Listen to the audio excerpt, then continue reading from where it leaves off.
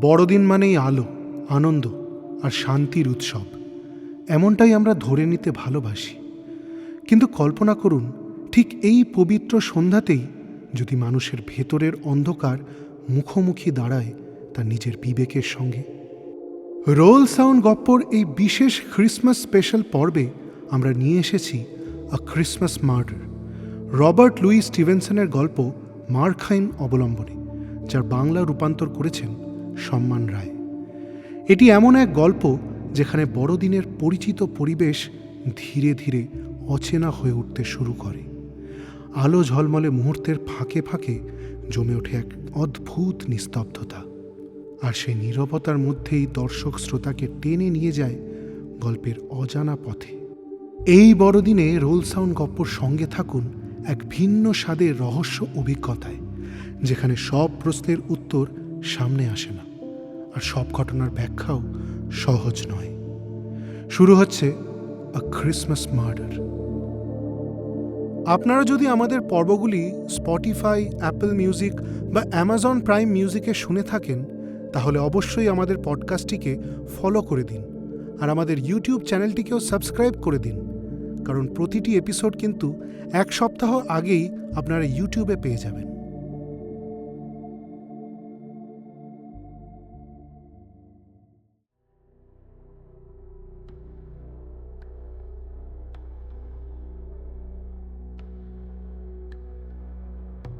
হ্যাঁ, বলল ব্যবসায়ী। আমাদের এই হঠাৎ করে আসা পাওনাগুলো নানা রকমের হয়। কিছু খদ্দের অজ্ঞ, তখন তাদের থেকে বেশি জানবার সুবাদেই আমরা খানিকটা বাড়তি লাভ তুলে নিই। কেউ কেউ আবার অসৎ। এই কথা বলতে বলতে সে মোমবাতিটা এমনভাবে তুলল যে আলোটা তার আগন্তুকের মুখের উপর সরাসরি পড়ল। আর সেই ক্ষেত্রে সে আবার বলল, আমি নিজের সদ্গুণের জন্যই লাভবান হই। মার্কহাইম তখনই দিনের আলো ভরা রাস্তা থেকে দোকানে ঢুকেছে। চোখ তখনও ঠিকমতো অভ্যস্ত হয়নি দোকানের আলো আঁধারির মিশ্রণে। এই তীক্ষ্ণ কথাগুলো শুনে আর এত কাছে আগুনের শিখা দেখে সে যন্ত্রণায় চোখ কুঁচকে ফেলল এবং মুখ ফিরিয়ে নিল। ব্যবসায়ী খিকখিক করে হাসল। আপনি বেঁচে বেঁচে এসেছেন ঠিক বড়দিনে। আপনি ভালো করেই জানেন যে আমি সেদিন বাড়িতে একা থাকি, দোকানের শাটার তুলে দিই, আর ইচ্ছে করেই কোনো ব্যবসা করি না। ঠিক আছে, তবে আপনাকে আমার সময় নষ্ট করার দাম দিতেই হবে। এই সময় আমার হিসেবের খাতা মেলানোর কথা ছিল। তাছাড়াও দিতে হবে আজকের দিনে আপনার এই ভদ্রতাহীন ব্যবহারের জন্য, যা আমার চোখ এড়ায়নি। আমি চূড়ান্ত বিচক্ষণ মানুষ, অপ্রয়োজনীয় প্রশ্ন করি না, কিন্তু যে খদ্দের চোখে চোখ রেখে কথা বলতে পারে না তাকে খেসারত দিতেই হয়। ব্যবসায়ী আবার হেসে উঠল। তারপর চিরচেনা ব্যবসায়িক স্বরে ফিরে এসে বলল, তাহলে বলুন তো, আগের মতো পরিষ্কার করেই বলুন, এই জিনিসটা আপনার হাতে কিভাবে এলো? এটাও কি আপনার কাকার সংগ্রহ থেকে? অসাধারণ সংগ্রাহক ছিলেন মশাই। এই বলে ছোটখাটো ফ্যাকাশে কুঁজো কাঁধের লোকটা প্রায় পায়ের আঙুলের উপর ভর দিয়ে দাঁড়াল। সোনালি ফ্রেমের চশমার উপর দিয়ে তাকিয়ে মাথা নাড়তে লাগল। প্রতিটি নাড়াতেই অবিশ্বাস স্পষ্ট। মার্কহাইম তার দৃষ্টির জবাব দিল অসীম করুণার সঙ্গে, যার মধ্যে একটুখানি ভয়ও লুকিয়েছিল। সে বলল, আপনি ভুল করছেন। এবার আমি বিক্রি করতে আসিনি, কিনতে এসেছি। আমার বিক্রি করার মতো কোনো অসাধারণ জিনিস নেই। আমার কাকার আলমারি একেবারে খালি। তবে যদি সেটি এখনো অক্ষত থাকতো, আমি তাতে যোগ করারই চেষ্টা করতাম, কমানোর নয়। আমি শেয়ার বাজারে ভালো ফল করেছি। আজ আমার কাজ একেবারে সহজ। আমি একটি মহিলার জন্য বড়দিনের উপহার খুঁজছি। এই কথা বলতে বলতে তার ভাষা আরও সাবলীল হয়ে উঠল, যেন আগে থেকেই তৈরি করে রাখা কোনো বক্তৃতার সুরে ঢুকে পড়েছে। এত তুচ্ছ একটি কারণে আপনাকে বিরক্ত করার জন্য অবশ্যই আমি আপনার কাছে ক্ষমা প্রার্থী। কিন্তু ব্যাপারটা গতকাল মেটাতে ভুলে গেছিলাম। আজ রাতের নৈশভোজে আমাকে ওই ছোট্ট সৌজন্যটা দেখাতেই হবে। আর আপনি ভালোই জানেন একজন ধনী মহিলাকে বিয়ের সম্ভাবনা তো আর হেলাফেলা করা যায় না। এরপর খানিকক্ষণ সব নীরব। ব্যবসায়ী যেন অবিশ্বাস ভরে এই বক্তব্যটা ওজন করছিল। দোকানের ভেতরে ছড়িয়ে থাকা অসংখ্য ঘড়ির টিক টিক শব্দ আর পাশের বড় রাস্তা দিয়ে চলা গাড়ির ক্ষীণ গুঞ্জন সেই নীরবতাকে ভরাট করে দিল। বেশ মশাই, শেষে বলল ব্যবসায়ী। তাই যদি হয়, আপনি তো পুরনো খদ্দের আমাদের। আর যদি সত্যিই আপনার কথা মতো একটা ভালো বিয়ের সম্ভাবনা থাকে, তবে আমি বাধা হব কেন? হ্যাঁ? এই দেখুন, একজন মহিলার জন্য দারুণ জিনিস। এই এই হাত আয়নাটা পঞ্চদশ শতাব্দীর, একেবারে খাঁটি, ভালো সংগ্রহ থেকেই এসেছে। যদিও গ্রাহকের স্বার্থে নামটা বলছি না। তিনি ছিলেন ঠিক আপনার মতোই একজন অসাধারণ সংগ্রাহকের ভাতিজা এবং একমাত্র উত্তরাধিকারী। এই শুষ্ক কটাক্ষময় কণ্ঠে কথা বলতে বলতে ব্যবসায়ী নিচু হয়ে জিনিসটা তার জায়গা থেকে তুলছিল। ঠিক সেই মুহূর্তে মার্খাইমের শরীরের মধ্যে দিয়ে যেন একটা বিদ্যুৎ খেলে গেল। হাত পা হঠাৎ কেঁপে উঠল, মুখে একসঙ্গে বহু উথাল পাথাল আবেগের ঢেউ আছড়ে পড়ল। মুহূর্তের মধ্যেই তা মিলিয়ে গেল। শুধু আয়নাটা ধরার সময় তার হাতে হালকা কাঁপুনি রয়ে গেল। সে ভাঙা গলায় বলল, তারপর থেমে আবার স্পষ্ট করে বলল, একটা আয়না? বড়দিনের উপহার? নিশ্চয়ই না। আরে কেন নয়? চেঁচিয়ে উঠল ব্যবসায়ী। কেন আয়না নয়? মার্খাইম তার দিকে এমন এক দৃষ্টিতে তাকালো যার মানে ধরা মুশকিল। আপনি জানতে চান কেন নয়? সে বলল, এই দেখুন, এর মধ্যে তাকান, নিজেকে দেখুন। দেখতে ভালো লাগে না? আপনারও না, আমারও না, কোনো মানুষের না। মার্খাইম যখন হঠাৎ করে আয়নাটা তার সামনে তুলে ধরল, তখন ওই খর্বাকৃতি লোকটা ভয়ে পিছিয়ে গেল। কিন্তু যখন বুঝতে পারল যে এই ব্যাপারটা এমন কিছু ভয়াবহ নয়, সে আবার হেসে উঠল। আপনার হবু সঙ্গিনী ভদ্রমহিলাটি কি তাহলে বেশ কুৎসিত চেহারা নাকি মশাই? হ্যাঁ? সে বলল, আমি তো আপনার কাছে বড়দিনের উপহার চেয়েছি, বলল মার্খাইম। আর আপনি আমাকে দিলেন এটা এই অভিশপ্ত স্মারক, যা আমাকে বছরের পর বছর পাপ আর মূর্খতার কথা মনে করিয়ে দেবে। একটি হাতে ধরা বিবেক। আপনি কি ইচ্ছে করে এটা করলেন? আপনার মাথায় কি কিছু মতলব ছিল? বলুন আমাকে, বললে আপনারই মঙ্গল হবে। আসুন, এবার নিজের কথা বলুন তো। আপনি নিশ্চয়ই গোপনে খুব দান ধ্যান করেন। ব্যবসায়ী তার সঙ্গীর দিকে ভালো করে তাকালো। ব্যাপারটা অদ্ভুত। মার্খাইমকে মোটেও হাসতে দেখা যাচ্ছে না। তার মুখে যেন উৎকণ্ঠা ভরা এক আশার ঝিলিক, কিন্তু বিন্দু মাত্র হাসির চিহ্ন নেই। কি কি বলতে চাইছেন আপনি? ব্যবসায়ী জিজ্ঞেস করল। দান ধ্যান করেন না? মার্খাইম বিষণ্ণ স্বরে বলল, ও, তার মানে দানশীল নন, ধার্মিক নন, বিবেকবান নন, কাউকে ভালোবাসেন না, কেউ আপনাকে ভালোবাসে না। টাকা কামানোর হাত আছে, জমিয়ে রাখা সিন্দুক আছে, এই তো সব। ঈশ্বর, একটা মানুষের এই কি সব? আমি বলছি কি, খানিকটা তীক্ষ্ণ স্বরে শুরু করল ব্যবসায়ী। তারপর আবার খিকখিক করে হেসে থেমে গেল। ও বুঝছি বুঝছি, আপনি প্রেম করে বিয়ে করেছেন তাই না? হ্যাঁ? আহ, আশ্চর্য কৌতূহলে চেঁচিয়ে উঠল মার্খাইম। আপনি কি কখনো প্রেমে পড়েছেন? সে কথা বলুন আমাকে। আমি আমি আমি প্রেমে? আমার কোনোদিনও সময় ছিল না, আজও নেই। এইসব আজগুবি কথার জন্য কোনো সময় আমার নেই। আপনি কি আয়নাটা নেবেন? এত তাড়া কিসের? এখানে দাঁড়িয়ে কথা বলতে তো বেশ ভালোই লাগছে। জীবন এতই ছোট আর অনিশ্চিত যে ছোটখাটো কোনো আনন্দ থেকেও আমি তাড়াতাড়ি সরে যেতে চাই না। বরং যা একটু পাই সেটাকেই আঁকড়ে ধরা উচিত, গাড়ির কিনারায় ঝুলে থাকা মানুষের মতো। ভাবলে দেখবেন প্রতিটা মুহূর্তই এক একটা খাড়ি, মাইল খানেক উঁচু। পড়ে গেলে মানুষের সব চিহ্ন মুছে যাওয়ার পক্ষে যথেষ্ট উঁচু। তাই সৌহার্দ্যপূর্ণ কথা বলাই ভালো। আসুন একে অপরের কথা বলি। এই মুখোশ পরে থাকার দরকার কি? একটু খোলামেলা হই। কে জানে, হয়তো আমরা বন্ধু হয়ে যেতে পারি। আপনাকে আমি শুধু একটা কথাই বলবো, হয় আপনি জিনিসটা কিনুন, নয়তো আমার দোকান থেকে বেরিয়ে যান। ঠিক ঠিক, এই খামোখা কথাবার্তা যথেষ্ট হয়েছে।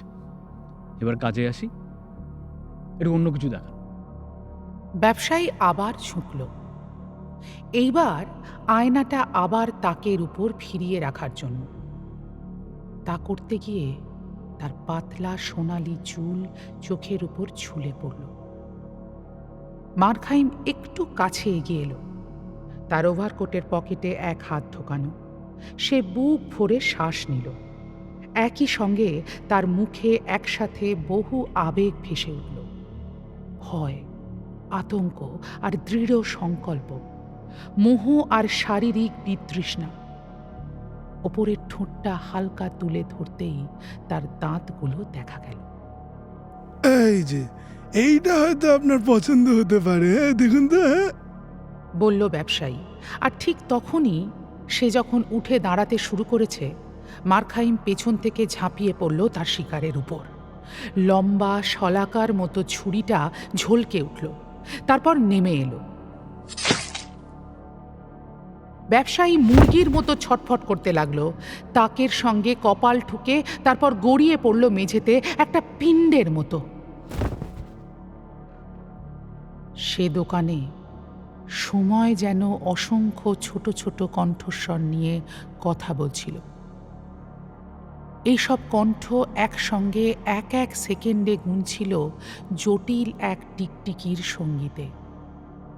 তারপর হঠাৎ বাইরে ফুটপাতে ছুটে চলা এক কিশোরের ভারী পায়ের শব্দ সেই ক্ষুব্ধ কণ্ঠগুলোকে ছাপিয়ে গেল এবং মারখাইমকে চমকে তুলে আবার তার চারপাশের বাস্তবতায় ফিরিয়ে আনল। সে আতঙ্কে চারিদিকে তাকালো। কাউন্টারের ওপর মোমবাতি দাঁড়িয়েছিল, বাতাসের ঝাপটায় তার শিখাটা গম্ভীর ভঙ্গিতে দুলছিল। সেই সামান্য নড়াচড়াতেই গোটা ঘরটা নিঃশব্দ কোলাহলে ভরে উঠল। সমুদ্রের মতো ঢেউ খেলতে লাগলো, লম্বা ছায়াগুলো মাথা নাড়তে লাগলো, ঘন অন্ধকারের দাগগুলো শ্বাস প্রশ্বাসের মতো ফুটে উঠল আর সংকুচিত হলো। ছবির ফ্রেম আর চিনেমাটির দেবমূর্তির মুখগুলো জলের মধ্যে প্রতিবিম্বের মতো বদলাতে আর কাঁপতে লাগলো। ভিতরের দরজাটা আধ খোলা ছিল, আর ছায়ার সেই ঘাঁটির মধ্যে দিনের আলো একটা সরু রেখা ঢুকে পড়ছিল, ঠিক যেন নির্দেশ করা আঙুল। এই ভীতিকর এদিক ওদিক তাকানো থেকে মারখাইমের চোখ ফিরে এলো তার শিকারের দেহের দিকে, যেখানে সেটা পড়েছিল কুঁজো হয়ে, ছড়িয়ে ছিটিয়ে, জীবিত অবস্থার চেয়ে অবিশ্বাস্যভাবে ছোট আর আরও বেশি তুচ্ছ। ওই দরিদ্র কৃপণ পোশাকে, ওই বিশ্রী ভঙ্গিতে ব্যবসায়ীটা পড়েছিল যেন একগাদা করাতের গুঁড়োর মতো। মারখাইম শুরুতে ভয় পেয়েছিল এই দৃশ্যটা দেখে, অথচ তাকিয়ে থাকতে থাকতে এই পুরনো কাপড়ের স্তূপ আর রক্তের পুকুর যেন মুখর হয়ে উঠল। ওখানেই তাকে পড়ে থাকতে হবে, ওখানেই পড়ে থাকবে, যতক্ষণ না কেউ খুঁজে পায়, খুঁজে পাবে। হ্যাঁ, হ্যাঁ, তারপর এই মৃত মাংস এমন এক চিৎকার তুলে ধরবে যে গোটা ইংল্যান্ড জুড়ে প্রতিধ্বনিত হবে, আর সেই প্রতিধ্বনিতে দুনিয়া ভরে যাবে। হ্যাঁ, মৃত হোক বা না হোক, এই এখনো শত্রু। কি সময় ছিল যখন মগজটা বাইরে চলে এলেই সব শেষ। সে ভাবল, আর সঙ্গে সঙ্গে তার মনে প্রথম শব্দটা এসে পড়ল, সময়। কাজটা শেষ হয়ে যাওয়ার পর সময়, যে সময় শিকারের জন্য থেমে গেছে, সেই সময়ই এখন খুনির জন্য হয়ে উঠেছে ভয়াবহভাবে গুরুত্বপূর্ণ। এই ভাবনাটা এখনো তার মনে ঘুরপাক খাচ্ছিল। এমন সময় একে একে বিভিন্ন ছন্দে, বিভিন্ন স্বরে ঘড়িগুলোয় বেজে উঠতে লাগলো বিকেল 3টের ঘণ্টা। কোনোটা গির্জার মিনার থেকে ভেসে আসা গভীর ঘণ্টাধ্বনির মতো, আবার কোনোটা তীক্ষ্ণ সুরে যেন ওয়াল্টেজের প্রস্তাবনা করছে। নিঃশব্দ সেই ঘরে হঠাৎ এতগুলো কণ্ঠের বিস্ফোরণ তাকে হতভম্ব করে দিচ্ছিল। সে মোমবাতি হাতে এদিক ওদিক হাঁটতে শুরু করল, নড়াচড়া করা ছায়ার মধ্যে ঘেরা আর হঠাৎ পড়ে যাওয়া প্রতিবিম্বে প্রাণ পর্যন্ত চমকে উঠছে। বহু দামি আয়নায় কিছু বেশি কাজের, কিছু ভেনিস বা আমস্টারডাম থেকে আনা। সে নিজের মুখ বারবার দেখল, যেন গুপ্তচরের এক সেনা দল। নিজের চোখই তার চোখের সঙ্গে মিলিয়ে তাকে ধরে ফেলল, আর নিজের পায়ের শব্দ যত হালকাই পড়ুক না কেন, চারপাশের নিস্তব্ধতাকে বিরক্ত করে তুলল। এদিকে পকেট ভরাতে ভরাতে তার মন এক একঘেয়ে তিরস্কারে তাকে দোষারোপ করতেই থাকল, তার পরিকল্পনার হাজারো ত্রুটি নিয়ে। আরও নির্জন সময় বেছে নেওয়া উচিত ছিল, একটা অ্যালিবাই বানিয়ে রাখা উচিত ছিল, ছুরি ব্যবহার করা উচিত হয়নি, আরও সাবধান হওয়া উচিত ছিল। ব্যবসায়ীকে শুধু বেঁধে আর মুখ বন্ধ করে দিলেই চলতো, খুন করার দরকার ছিল না। আবার আরও সাহসী হওয়া উচিত ছিল, চাকরানিকেও মেরে ফেলা উচিত ছিল, সব কিছুই অন্যভাবে করা উচিত ছিল। তীব্র অনুশোচনা, ক্লান্তিকর আর অবিরাম মনের খাটুনি, যা বদলানো যায় না তা বদলাতে চাওয়া, যা এখনো অর্থহীন তা নতুন করে পরিকল্পনা করা, অপূরণীয় অতীতের স্থপতি হয়ে ওঠার ব্যর্থ চেষ্টা। এই সব কিছুর আড়ালে আরও গভীরে নিতান্ত পশুসুলভ আতঙ্ক, পরিত্যক্ত চিলেকোঠায় ইঁদুরের দৌড়ঝাঁপের মতো তার মস্তিষ্কের দূরবর্তী কুঠুরিগুলোতে উন্মত্ততায় ভরিয়ে তুলছিল। পুলিশের হাত ভারী হয়ে তার কাঁধে নেমে আসছে, এমন কল্পনায় তার স্নায়ু কাঁটার মতো লাফিয়ে উঠত, কিংবা সে চোখের সামনে দেখতে পেত এক উন্মত্ত শোভাযাত্রার ডক, কারাগার, ফাঁসির মঞ্চ আর কালো কফিন। রাস্তার মানুষের ভয় তার মনে বসে পড়ল, যেন এক অবরোধকারী সেনা। তার মনে হলো সংগ্রামের কোনো না কোনো গুজব নিশ্চয়ই তাদের কানে পৌঁছেছে। আশেপাশের সব বাড়িতে সে যেন তাদের কল্পনা করতে লাগলো, নিঃশব্দে বসে কান খাড়া করে। একাকী মানুষ, যারা বড়দিন কাটাতে বাধ্য হয়েছে অতীতের স্মৃতিতে ডুবে থেকে, আর হঠাৎ সেই কোমল সাধনা থেকে ছিটকে উঠে এসেছে। সুখী পারিবারিক আড্ডা টেবিলের চারপাশে আচমকা স্তব্ধ হয়ে গেছে। মা এখনো আঙুল তুলে রেখেছে। বয়স, শ্রেণী, স্বভাব, সব রকম মানুষই, কিন্তু সবাই নিজের অগ্নিকুণ্ডের পাশে বসে উঁকি মারছে, কান পাচ্ছে, আর সেই দড়ি বুনছে যা তাকে ফাঁসিতে ঝোলাবে। বিশেষ একটি বিভ্রম তার বিশ্বাসের উপর শক্ত দখল বসিয়েছিল। জানলার পাশে ফ্যাকাশে মুখে কান পেতে থাকা প্রতিবেশী, ফুটপাথে ভয়ঙ্কর আশঙ্কায় থমকে যাওয়া পথচারী এরা বড়জোর সন্দেহ করতে পারে, কিন্তু কিছুতেই জানতে পারে না ইটের দেওয়াল আর বন্ধ শাটারের ভিতর দিয়ে কেবল শব্দই ঢুকতে পারে। কিন্তু এই বাড়ির ভিতরে সে কি সত্যি একা? সে জানত সে একাই আছে। সে নিজে দেখেছে চাকরানী কিভাবে সেজেগুজে প্রেমিকের সঙ্গে বেরিয়ে গেছে। হ্যাঁ, অবশ্যই সে একা। তবু তার মাথার উপর ফাঁকা বিশাল বাড়ির ভেতর থেকে সে যেন নিশ্চিতভাবেই শুনতে পাচ্ছিল সূক্ষ্ম পায়ের নড়াচড়া। অকারণ হলেও সে স্পষ্টতই কোনো উপস্থিতি অনুভব করছিল। হ্যাঁ, নিশ্চয়ই তার কল্পনা বাড়ির প্রতিটি ঘর আর কোণে সেই উপস্থিতিকে অনুসরণ করছিল। কখনো সেটা ছিল মুখহীন কিছু, কখনো আবার সে নিজেই তার ছায়া, আবার কখনো মৃত ব্যবসায়ীর প্রতিচ্ছবি নতুন কোনো চালাকিতে আর ঘৃণায় প্রাণ ফিরে পেয়েছে। মাঝে মাঝে প্রবল চেষ্টায় সে খোলা দরজার দিকে তাকাচ্ছিল। সে দরজাটা এখনো যেন তার চোখ ঠেলে দূরে সরিয়ে দিচ্ছে। বাড়িটা উঁচু, স্কাইলাইট ছোট আর ময়লাটে। দিনটা কুয়াশায় অন্ধ, আর যে আলো ছেঁকে নিচতলায় পৌঁছচ্ছিল তা ছিল ভীষণ ক্ষীণ। দোকানের চৌকাঠে শুধু আবছা করে পড়ছে। তবু কি সেই অনিশ্চিত আলোর ফালির মধ্যে কি একটা দুলতে থাকা ছায়া ঝুলে নেই? সে কাঁধের উপর দিয়ে একবার তাকালো খোলা দরজার দিকে, যেখানে ছায়াটা এখনো কাঁপতে কাঁপতে লেগে আছে। মনে কোনো সচেতন বিতৃষ্ণা না থাকলেও পেটের ভিতর এক অদ্ভুত কাঁপুনি নিয়ে সে শিকারের দেহটার কাছে এগিয়ে এলো। মানুষের বৈশিষ্ট্য পুরোপুরি উধাও হয়ে গেছে। যেন ভুসি ভরা আধখানা জামা হাত পা ছড়িয়ে পড়ে আছে, ধরটা মেঝেতে ভাঁজ হয়ে। সে মৃতদেহটাকে কাঁধ ধরে উল্টে দিল। দেহটা আশ্চর্য রকম হালকা আর নমনীয়। হাত পাগুলো যেন ভেঙে গেছে, এলোমেলো ভঙ্গিতে পড়ে গেল।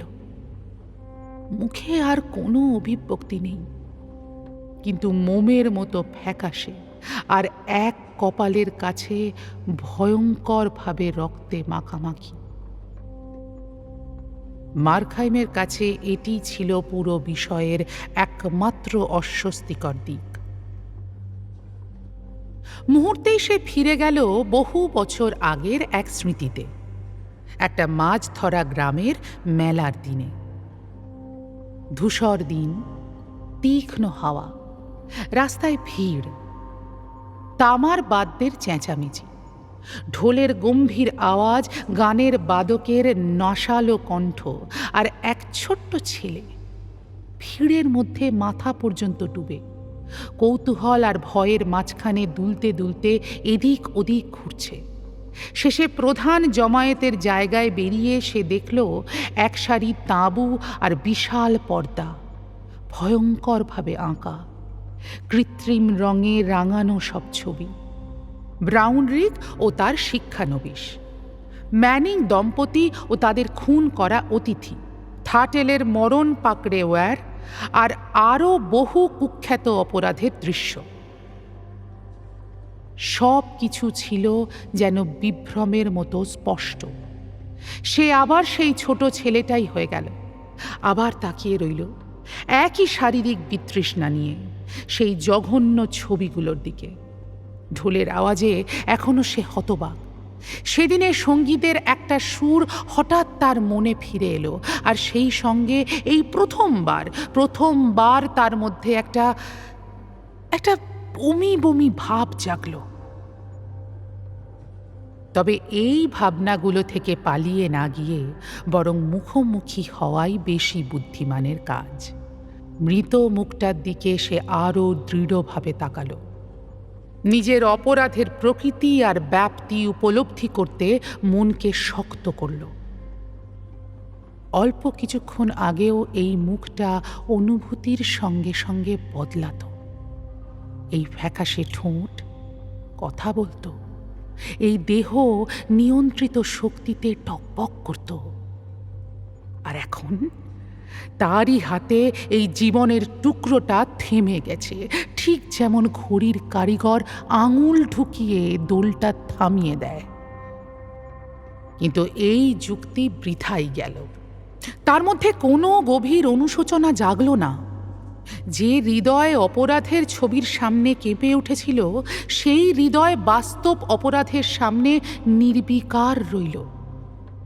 বড়জোর তার মনে সামান্য করুণা জাগল একজন মানুষের জন্য, যাকে এমন সব ক্ষমতা দেওয়া হয়েছিল যা দিয়ে পৃথিবীকে এক মোহময় বাগানে বদলে দেওয়া যায়, অথচ সে কখনো বাঁচেনি, আর এখন মৃত। কিন্তু অনুতাপ না, এক চুলও নয়। এইসব ভাবনা ঝেড়ে ফেলে সে চাবির একটা গোছা খুঁজে পেল এবং সেটা নিয়ে দোকানের খোলা দরজার দিকে এগিয়ে গেল। বাইরে তখন জোরে বৃষ্টি নামতে শুরু করেছে। ছাদের উপর বৃষ্টির শব্দ নীরবতাকে তাড়িয়ে দিয়েছে। টুপটাপ পড়া জল আর পাইপে বয়ে চলা শব্দে গোটা বাড়িটা যেন এক ভেজা গুহার মতো প্রতিধ্বনিতে ভরে উঠেছে, ঘড়ির টিকটিকের সঙ্গে মিশে কানে আসছে। আর দরজার কাছে পৌঁছতেই নিজের সাবধান পায়ের শব্দের জবাবে সে যেন অন্য এক জোড়া পা সিঁড়ি বেয়ে ওপরে সরে যাওয়ার আওয়াজ শুনতে পেল। ছায়াটা এখনো দোরগোড়ায় কাঁপছে। সে সমস্ত সংকল্পের ভার পেশিতে ঢেলে দিয়ে দরজাটা টেনে খুলল। কুয়াশায় ভরা ক্ষীণ দিনের আলো আবছাভাবে পড়েছে খালি মেঝে আর সিঁড়িতে। ল্যান্ডিংয়ে দাঁড়িয়ে থাকা উজ্জ্বল বর্মধারী মূর্তির উপর আর হলুদ প্যানেলের গায়ে ঝোলানো গাঢ় কাঠের খোদাই আর ছবির ফ্রেমে। সে একা নয়। এই অনুভূতি তাকে প্রায় উন্মাদনার প্রান্তে ঠেলে দিল। চারিদিক থেকে সে যেন উপস্থিতিতে ঘেরা। ওপরের ঘরে নড়াচড়ার শব্দ শুনতে পাচ্ছে, দোকান ঘর থেকে শুনতে পাচ্ছে মৃত লোকটা উঠে দাঁড়াচ্ছে। আর যখন প্রবল চেষ্টায় সে সিঁড়ি বেয়ে উঠতে শুরু করল, পায়ের শব্দ নিঃশব্দে তার সামনে পালিয়ে গেল আর পিছন থেকেও গোপনে অনুসরণ করল। সে ভাবল, যদি সে বধির হতো, কি শান্তিতেই না নিজের আত্মাকে ধারণ করতে পারত। আবার পরক্ষণেই আরও সতর্ক হয়ে কান পেতে সে নিজের এই অশান্ত ইন্দ্রিয়কে আশীর্বাদ করল, যা প্রহরার পোস্টে দাঁড়িয়ে তার জীবন পাহারা দিচ্ছে। তার মাথা ঘাড়ের উপর অবিরাম ঘুরছে, চোখ দুটো যেন কোটর থেকে বেরিয়ে আসবে, চারিদিকে তল্লাশি চালাচ্ছে। প্রথম তলায় ওঠার 24 ধাপ, 24টা যন্ত্রণা। প্রথম তলায় পৌঁছেই সে দেখল দরজাগুলো আধ খোলা। 3টি দরজা যেন 3টি ওত পেতে থাকা ঘাঁটি। কামানের নলের মতো তার স্নায়ু কাঁপিয়ে দিচ্ছে। তার ভীষণ ইচ্ছে করছিল বাড়ি ফিরে যেতে, চার দেওয়ালের মধ্যে ঘেরা বিছানায় চাদরের তলায় চাপা পড়ে থাকতে, ঈশ্বর ছাড়া আর সবার চোখের আড়ালে। এই ভাবনাতেই সে খানিকটা বিস্মিত হল। অন্য খুনিদের গল্প মনে পড়ে গেল, যাদের নাকি স্বর্গীয় প্রতিশোধকারীদের ভয়ে তাড়া করে বেড়ায়। কিন্তু তার ক্ষেত্রে তা নয়। ঈশ্বরকে সে ভয় পায় না, সে ভয় পায় প্রকৃতির নিয়মকে, যেন তাদের নিষ্ঠুর ও অপরিবর্তনীয় প্রক্রিয়ায় তার অপরাধের কোনো ধ্বংসকারী প্রমাণ টিকে না থাকে। কিন্তু যদি প্রকৃতি পরাজিত এক স্বৈরাচারের মতো দাবার বোর্ড উল্টে দেয় আর নিয়মের ছাঁচটাই ভেঙে ফেলে, এমন নাকি নেপোলিয়নের ক্ষেত্রেও ঘটেছিল, যখন শীতকাল নিজের সময় বদলে ফেলেছিল। তেমনটাই ঘটতে পারে মার্খাইমের সঙ্গেও।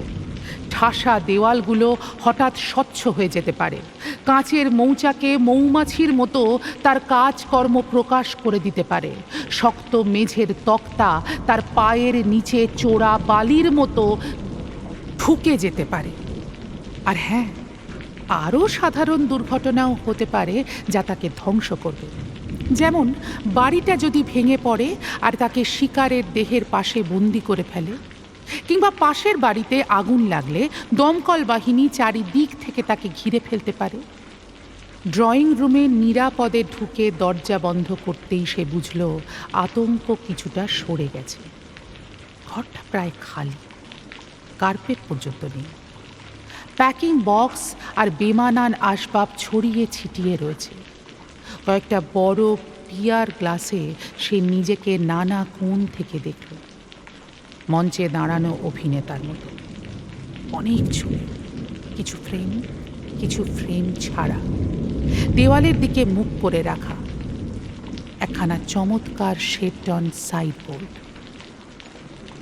মার্কেট্রিক কাজ করা একটি আলমারি আর এক বিশাল পুরনো খাট। টেপেস্ট্রির পর্দা ঝুলছে তাতে। জানলাগুলো মেঝে পর্যন্ত নেমে এসেছে, কিন্তু সৌভাগ্যবশত শাটারের নিচের অংশ বন্ধ ছিল, যা তাকে প্রতিবেশীদের চোখ থেকে আড়াল করছিল।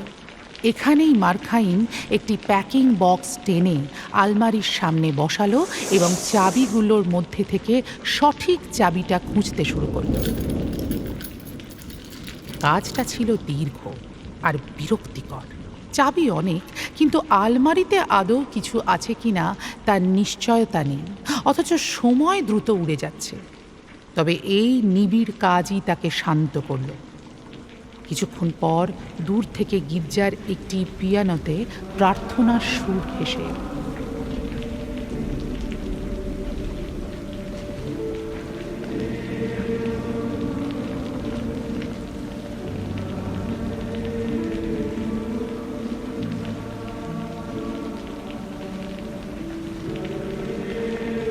আর অনেক শিশুর কণ্ঠ সেই সুর আর কথাগুলো ধরে দিল।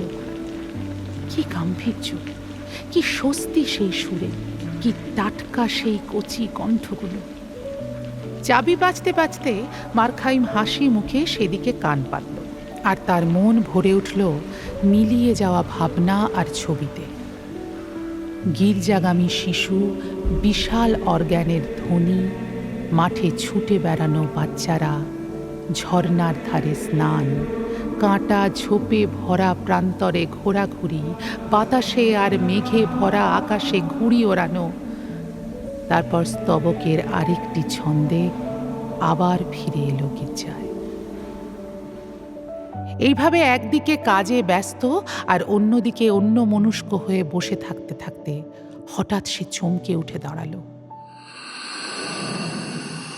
বরফের ঝলক, আগুনের ঝলক, রক্তের উথাল ঢেউ এক মুহূর্তে তার ভিতর দিয়ে বয়ে গেল। তারপর সে স্থির হয়ে দাঁড়িয়ে রইল, সারা শরীর কাঁপছে। সিঁড়ি বেয়ে ধীরে স্থির পায়ে কারো ওঠার শব্দ শোনা গেল। তারপর একটি হাত দরজার নব স্পর্শ করল, তালা ক্লিক করে খুলল আর দরজাটা খুলে গেল। ভয় মার্খাইমকে একেবারে চেপে ধরল। কি আশা করবে সে জানতো না। মৃত লোকটা হাঁটতে হাঁটতে ফিরছে, নাকি মানবিক ন্যায় বিচারের সরকারি দূতেরা কিংবা কোনো আকস্মিক সাক্ষী অন্ধভাবে ঢুকে পড়েছে তাকে ফাঁসির মঞ্চে পাঠাতে।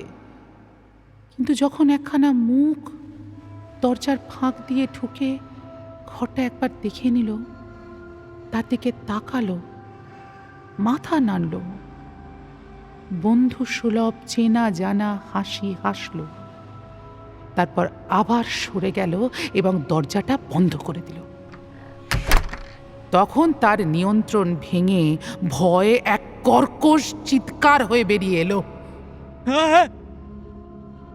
এই শব্দে আগন্তুকটি ফিরে এলো। আপনি কি আমাকে ডাকছিলেন? সে সপ্রতিভভাবে জিজ্ঞেস করল। সে ঘরে ঢুকে দরজাটা তার পিছনে বন্ধ করে দিল।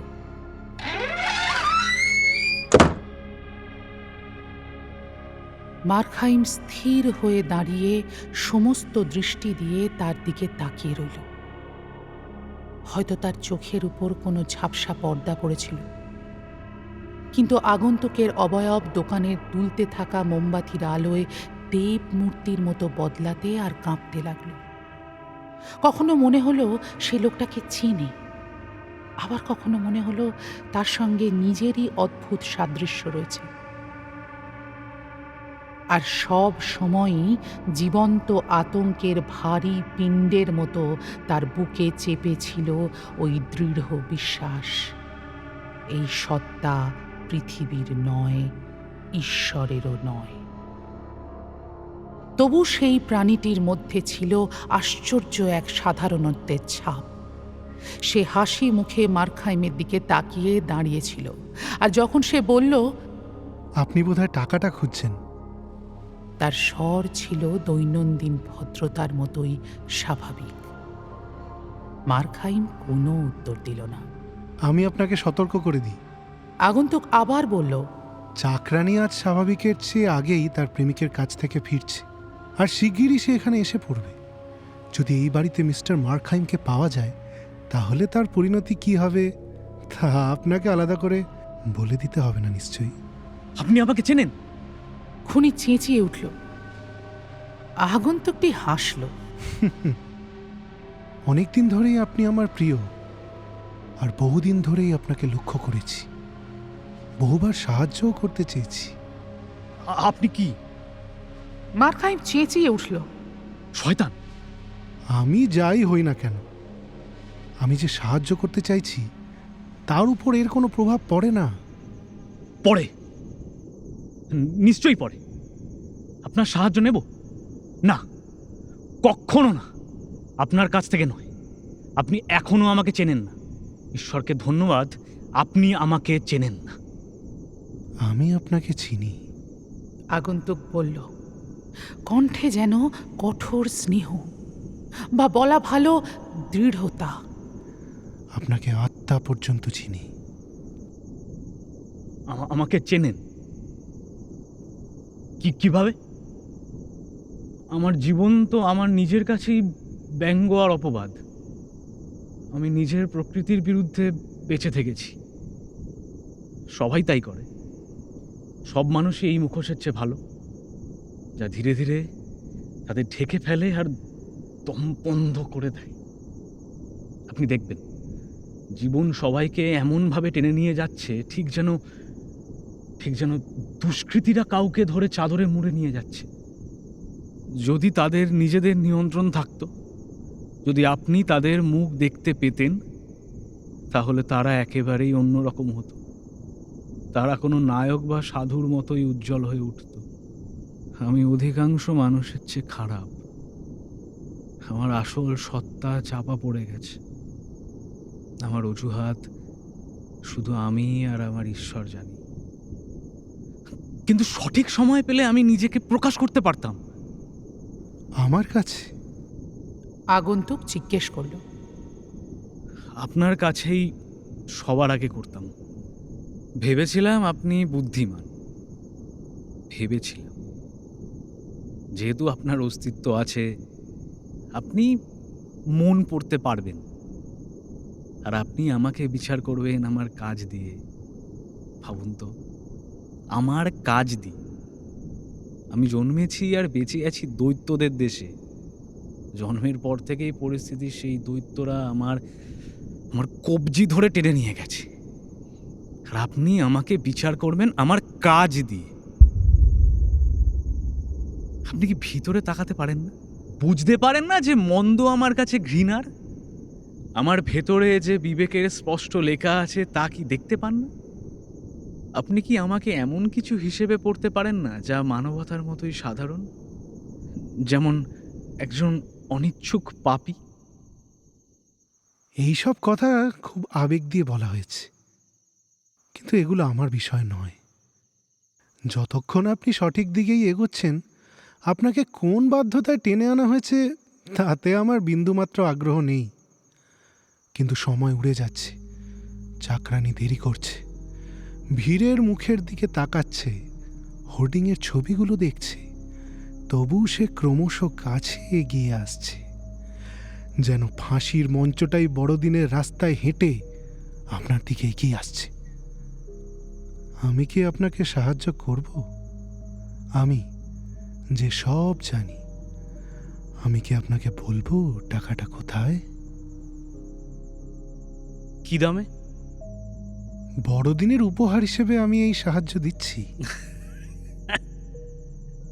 না। মার্খাইম তেতো এক বিজয়ের হাসি আটকাতে পারল না। আপনার হাত থেকে আমি কিছুই নেব না। যদি আমি তৃষ্ণায় মরণাপন্ন হতাম আর আপনার হাতেই কলসটা আমার ঠোঁটে তুলে দিত, তবু তা প্রত্যাখ্যান করার সাহস আমার থাকত। এটা কুসংস্কার হতে পারে, কিন্তু আমি নিজেকে মন্দের সঙ্গে বাঁধব না। মৃত্যুশয্যার অনুতাপের বিরুদ্ধে আমার কোনো আপত্তি নেই। কারণ আপনি তার কার্যকারিতায় বিশ্বাস করেন না। আমি তা বলছি না, কিন্তু আমি বিষয়গুলোকে অন্য দিক থেকে দেখি। জীবন শেষ হয়ে গেলে আমার আগ্রহও শেষ হয়ে যায়। মানুষ সারা জীবন আমাকে সেবা করেছে, ধর্মের আড়ালে কালো দৃষ্টি ছড়িয়েছে, যেমন আপনি করেছেন, ইচ্ছের কাছে দুর্বলভাবে মাথা নত করে। এখন সে যখন মুক্তির এত কাছে, তখন সে আর একটাই কাজ করতে পারে, অনুতাপ করে হাসি মুখে মারা যাওয়া। আর সেইভাবেই আমার বেঁচে থাকা, আরও ভীত অনুসারীদের মধ্যে আস্থা আর আশা জাগিয়ে তোলা। আমি অত কঠোর প্রভু নই। আমার পথে একবার হাঁটার চেষ্টা করে দেখুন, আমার সাহায্য গ্রহণ করুন। যেমন এতদিন নিজেকে খুশি করেছেন, তেমনই জীবন উপভোগ করুন, আরও বেশি করে। আর যখন রাত নামবে, পর্দা টানা হবে, তখন আপনার স্বস্তির জন্যই বলছি, বিবেকের সঙ্গে আপোষ করা আপনার কাছে খুবই সহজ হবে। এইমাত্র আমি এমনই এক মৃত্যুশয্যা থেকে আসছি। ঘর ভরা ছিল আন্তরিক শোকাহত মানুষে, যারা লোকটার শেষ কথা শুনছিল। আর আমি যখন সেই মুখটার দিকে তাকালাম, যে মুখটা করুণার বিরুদ্ধে পাথরের মতো কঠিন ছিল, আমি তাতে দেখতে পেলাম যে সেটা আশায় হাসছে। তাহলে কি আপনি আমাকে এমনই এক মানুষ বলে ভাবেন? আপনি কি মনে করেন আমার মধ্যে এর চেয়ে মহৎ কোনো আকাঙ্ক্ষা নেই? শুধু পাপ করা, বারবার পাপ করা, আর শেষে চুপি চুপি স্বর্গে ঢুকে পড়া। আর এই ভাবনাতেই আমার অন্তর বিদ্রোহ করে ওঠে। মানুষের সম্পর্কে কি আপনার অভিজ্ঞতা এতটাই, নাকি আমার হাত রক্তে রঞ্জিত বলে আপনি এমন নীচতা ধরে নিচ্ছেন? আর খুনের মতো এই অপরাধ কি সত্যি এতটাই অধার্মিক যে এতে ভালোত্বের সমস্ত উৎস শুকিয়ে যায়? খুন আমার কাছে কোনো বিশেষ শ্রেণীর পাপ নয়। সব পাপই খুন, যেমন সব জীবনই যুদ্ধ। আমি আপনাদের জাতিকে দেখি ক্ষুধার্ত নাবিকদের মতন, ভাসমান ভেলায় দাঁড়িয়ে দুর্ভিক্ষের হাত থেকে খোসা ছিনিয়ে নিচ্ছে, আর একে অন্যের জীবন খেয়ে বেঁচে আছে। আমি পাপকে কেবল ঘটনার মুহূর্তে দেখি না, তার পরিণতিকেও অনুসরণ করি। আর সেখানে দেখি সব কিছুর শেষ ফল হচ্ছে মৃত্যু। আবার আমি গুণকেও অনুসরণ করি। দুটির তফাৎ নখের পুরুত্বের চেয়েও কম। দুটোই মৃত্যুর ফসল কাটার দেবদূতের কাস্তে। যে অশুভের জন্য আমি বেঁচে আছি, তা কাজের মধ্যে নয়, চরিত্রের মধ্যে। খারাপ মানুষটি আমার প্রিয়, খারাপ কাজ নয়, কারণ সেই কাজের ফল যদি যুগের উন্মত্ত জলপ্রপাত বেয়ে অনেক দূর পর্যন্ত অনুসরণ করা যায়, তবে তা বিরলতম গুণের ফলের চেয়েও হয়তো বেশি আশীর্বাদ বয়ে আনতে পারে। আর আমি যে আপনার পালানোর ব্যবস্থা করতে চাইছি, তা এই জন্য নয় যে আপনি এক ব্যবসায়ীকে খুন করেছেন, বরং এই জন্য যে আপনি মারখাইম। আমি আমার হৃদয় আপনার সামনে খুলে ধরছি। এই অপরাধ যেটার মধ্যে আপনি আমাকে ধরেছেন, এটাই আমার শেষ। এর পথে আস্তে আস্তে আমি অনেক অনেক শিক্ষা পেয়েছি। এতদিন আমি ঘৃণা নিয়ে এমন সব কাজে জড়িয়েছি যা আমি চাইনি। দারিদ্র্যের দাস হয়ে আমি তাড়িত হয়েছি, তাই আমার ছিল ভোগের তৃষ্ণা।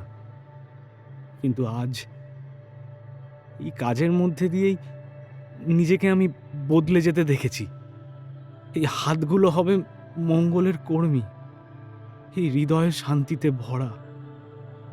অতীত থেকে কিছু একটা যেন আমার ওপর ভর করে আসছে, সেই সব স্বপ্নের কিছু যা রবিবার সন্ধ্যায় গির্জার অর্গানের সুরে দেখতাম, সেই সব ভাবনার কিছু যা মহান বই পড়ে চোখ ভিজলে বা নির্দোষ শিশু হয়ে মায়ের সঙ্গে কথা বলার সময় মনে হতো। ওখানেই আমার জীবন। কয়েক বছর আমি পথভ্রষ্ট হয়েছিলাম, কিন্তু এখন আবার আমার গন্তব্যের শহর দেখতে পাচ্ছি। আপনি তো এই টাকা শেয়ার বাজারে লাগাবেন, তাই না? আর আমি যদি খুব ভুল না করে থাকি, আপনি ইতিমধ্যেই সেখানে কয়েক হাজার হারিয়েছেন। হ্যাঁ, কিন্তু এবার আমি নিশ্চিত জিনিস ধরেছি, এইবারও আপনি হারবেন। কিন্তু আমি অর্ধেকটা রেখে দেব। সেটাও হারবেন। তাহলে কি আসে যায়? ধরুন সব হারালাম, আবার দারিদ্র্যে ডুবে গেলাম, তাতে কি আমার একটা অংশ, যেটা খারাপ অংশ, শেষ পর্যন্ত ভালো অংশটাকে চেপে রাখবে? আমার মধ্যে মন্দ আর ভালো দুটোই প্রবল, দুটোই আমাকে টেনে নিয়ে যায় দুই দিকে। আমি কোনো একটা দিককে ভালোবাসি না, আমি সব দিককেই ভালোবাসি। আমি মহান কাজ কল্পনা করতে পারি, ত্যাগ, শহীদি। আর যদিও আমি খুনের মতো অপরাধে পড়েছি, তবু করুণা আমার অচেনা নয়। আমি গরিবকে দয়া করি, তাদের কষ্ট আমার সে ভালো কে জানে। আমি তাদের সাহায্য করি, আমি ভালোবাসাকে মূল্য দিই, সৎ হাসিকে ভালোবাসি। পৃথিবীতে এমন কোনো ভালো বা সত্য জিনিস নেই যাকে আমি হৃদয় থেকে ভালোবাসি না। আমার দোষগুলোই কি শুধু আমার জীবন চালাবে, আর আমার আমার গুণগুলো পড়ে থাকবে নিষ্ক্রিয় কাঠের মতো মনের এক কোণে? তা নয়, কখনো নয়। এই পৃথিবীতে আপনার ৩৬ বছর কেটে গেছে, ভাগ্যের নানা ওঠানামা আর মেজাজের বিচিত্রতার মধ্যে দিয়ে। আর আমি আপনাকে অবিরাম নিচের দিকে পড়তে দেখেছি। ১৫ বছর আগে অবধি আপনি চুরি দেখলে চমকে উঠতেন। ৩ বছর আগে খুনের নামে ফ্যাকাশে হয়ে যেতেন। এমন কোনো অপরাধ আছে কি, এমন কোনো নিষ্ঠুরতা বা নীচতা যেটা থেকে আপনি এখনো পিছিয়ে যান? আর ৫ বছর পরে আমি আপনাকে হাতে নাতে ধরে ফেলব, নিচে, আরও নিচে। এই আপনার পথ, আর মৃত্যু ছাড়া কিছুই আপনাকে থামাতে পারবে না। এটা সত্য, আমি কিছুটা হলেও মন্দের সঙ্গে আপোষ করেছি, কিন্তু তা সবার ক্ষেত্রেই হয়। এমনকি সাধুরা বেঁচে থাকার সামান্য প্রক্রিয়াতেই ধীরে ধীরে কম সংবেদনশীল হয়ে ওঠে, আর চারপাশের সুরে নিজেদের সুর মেলায়।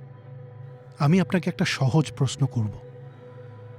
বহু বিষয়ে আপনি আগের চেয়ে ঢিলেঢালা হয়ে পড়েছেন। হয়তো তাতে আপনার দোষ নেই, এটা সব মানুষের ক্ষেত্রেই ঘটে। কিন্তু এই সব মেনে নিয়েও বলুন তো, একটি ক্ষেত্রেও কি, যত তুচ্ছই হোক না কেন, নিজের আচরণ নিয়ে আপনি আগের চেয়ে বেশি কঠোর হয়েছেন? নাকি সব দিকেই লাগামটা ঢিলে দিয়েছেন? একটিতেও যন্ত্রণা ভরা চিন্তায় কথাটা পুনরাবৃত্তি করল মারখাইন। না, সে যোগ করল হতাশ হয়ে, একটিতেও না, সব দিকেই আমি নেমে গেছি। তাহলে আপনি যা তাতেই সন্তুষ্ট থাকুন, কারণ আপনি আর কখনোই বদলাবেন না। এই মঞ্চে আপনার ভূমিকার সংলাপ আগেই চূড়ান্তভাবে লিখে রাখা হয়েছে। মার্খাইম অনেকক্ষণ নীরব হয়ে দাঁড়িয়ে রইল। নীরবতা ভাঙল আগন্তুকী। সে বলল, তাহলে তাহলে কি আমি আপনাকে টাকাটা দেখাবো? আর অনুগ্রহ? আপনি কি সেটা চেষ্টা করেননি? 2-3 বছর আগে কি আপনাকে পুনর্জাগরণ সভার মঞ্চে দেখা যায়নি? তা সত্যি, কিন্তু এখন আমি স্পষ্ট বুঝতে পারছি কর্তব্য হিসাবে আমার সামনে কি বাকি আছে। আমার আত্মা থেকে পাওয়া এই শিক্ষার জন্য আপনাকে ধন্যবাদ। আমার চোখ খুলেছে। শেষ পর্যন্ত আমি যেমন নিজেকে তেমনই দেখতে পাচ্ছি। ঠিক এই মুহূর্তে দরজার ঘণ্টার তীক্ষ্ণ শব্দ গোটা বাড়িতে বেজে উঠল। আর আগন্তুক যেন এই সংকেতটার জন্যই অপেক্ষা করছিল। সঙ্গে সঙ্গেই তার ভঙ্গি বদলে ফেলল। চাকরানী, সে ফিরে এসছে। এখন আপনার সামনে আরও এক কঠিন অধ্যায়। তাকে বলতে হবে তার মালিক অসুস্থ। দৃঢ় কিন্তু একটু গম্ভীর মুখে তাকে ঢুকতে দেবেন। হাসি নয়, অভিনয় নয়। আর আমি আপনাকে সাফল্যের নিশ্চয়তা দিচ্ছি, একবার মেয়েটি ভেতরে ঢুকলে আর দরজা বন্ধ হলে যে দক্ষতায় আপনি ব্যবসায়ীকে সরিয়েছেন, সেই একই দক্ষতায় এই শেষ বিপদ থেকেও মুক্তি পাবেন। আর আপনার হাতে থাকবে গোটা সন্ধ্যা, প্রয়োজনে গোটা রাত, বাড়ির ধন সম্পদ তছনছ করার আর নিজের নিরাপত্তা পাকা করার জন্য। এই সাহায্য আপনার কাছে আসছে বিপদের মুখোশ পরে। উঠুন! সে চেঁচিয়ে উঠল। মার্খাইম স্থির দৃষ্টিতে তার উপদেষ্টার দিকে তাকিয়ে রইল। যদি আমি মন্দ কাজের জন্যই তৈরি হয়ে থাকি, তবু স্বাধীনতার একটা দরজা এখনো খোলা আছে। আমি কাজ করাই বন্ধ করতে পারি। যদি আমার জীবনই একটা খারাপ জিনিস হয়, তবে আমি তা নামিয়ে রাখতে পারি। আপনি যেমন ঠিকই বলেছেন, ছোট ছোট প্রলোভনের ডাকেই যদি আমি নড়ে উঠি, তো একটিমাত্র দৃঢ় সিদ্ধান্তে আমি নিজেকে সবার নাগালের বাইরে নিয়ে যেতে পারি। আমার ভালোবাসা, ভালো করার ইচ্ছা বন্ধা হয়ে গেছে। থাক থাক, তাই হোক। কিন্তু আমার এখনো মন্দের প্রতি ঘৃণা আছে।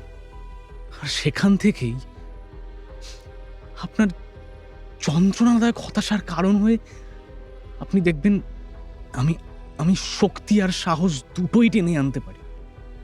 আগন্তুকের মুখাবয়ব আশ্চর্য রকমের এক সুন্দর পরিবর্তনের মধ্য দিয়ে যেতে লাগল। এক কোমল বিজয়ে তা উজ্জ্বল ও নরম হয়ে উঠল, আর উজ্জ্বল হতে হতে ধীরে ধীরে ফিকে হয়ে মিলিয়ে যেতে লাগল। কিন্তু মার্খাইম সেই রূপান্তর দেখার বা বোঝার জন্য থামল না। সে দরজা খুলে খুব ধীরে সিঁড়ি দিয়ে নামতে লাগল, নিজের মনে ভাবতে ভাবতে। এইভাবে জীবনকে ফিরে তাকিয়ে দেখার পর আর তা তাকে প্রলুব্ধ করল না, বরং দূরে সে দেখতে পেল তার হৃদয়ের নৌকার জন্য এক শান্ত আশ্রয়। সে করিডরে থেমে দোকানের দিকে তাকালো, যেখানে মৃতদেহটির পাশে মোমবাতিটা এখনো জ্বলছে। আশ্চর্য রকমের নীরবতা। তাকিয়ে থাকতে থাকতে ব্যবসায়ীকে নিয়ে নানা ভাবনা তার মনে ভিড় করল। ঠিক তখনই ঘণ্টাটা আবার অধৈর্য কোলাহলে বেজে উঠল।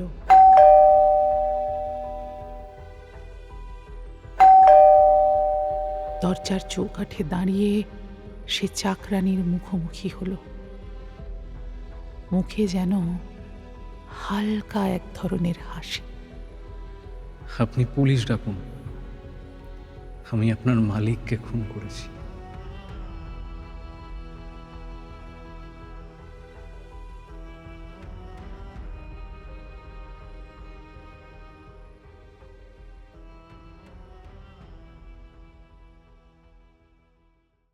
শেষ হলো আজকের গল্প আ ক্রিসমাস মার্ডার। কণ্ঠ সৌম্য মজুমদার, সম্মান রায়, অর্পিতা দে। শব্দগ্রহণ স্বয়ং। শব্দ পরিকল্পনায় নভনীল ভট্টাচার্য। সমগ্র পর্ব পরিচালনা ও পোস্টার ডিজাইন সম্মান রায়।